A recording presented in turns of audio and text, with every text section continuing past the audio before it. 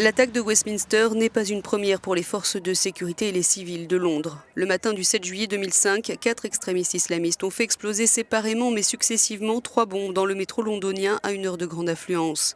Moins d'une heure plus tard, un bus à 2 étages explosait à son tour. Ce jour-là, 56 personnes ont été tuées et 700 blessées. Aucune bombe, aucun subterfuge dans cette dernière attaque, juste une voiture et un couteau. Ces instruments du quotidien sont devenus des armes de choix pour les terroristes islamiques qui en font la publicité sur leur site web et leurs publications. Depuis 2010, Al-Qaïda, par exemple, encourage l'utilisation de gros 4x4 pour se déplacer sans être repérés dans les villes afin de perpétrer des carnages et répandre la peur.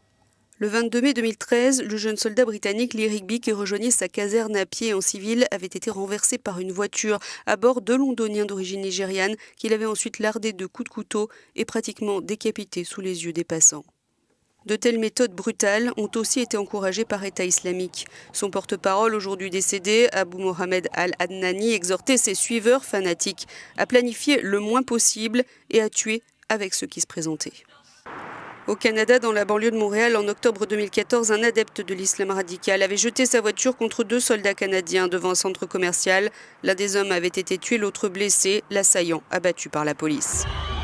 En juillet dernier, c'est en France qu'un camion 19 tonnes a foncé sur la foule lors du feu d'artifice le 14 juillet sur la promenade des Anglais à Nice. Bilan terrible, 86 morts et 434 blessés. L'attentat est revendiqué par Daesh, l'assaillant abattu.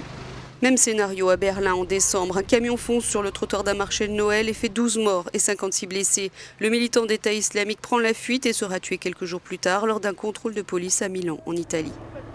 Les méthodes des terroristes sont aujourd'hui extrêmement simples et peu coûteuses. Elles répondent à l'importante perte de financement de ces organisations occasionnée par la lutte internationale contre le terrorisme.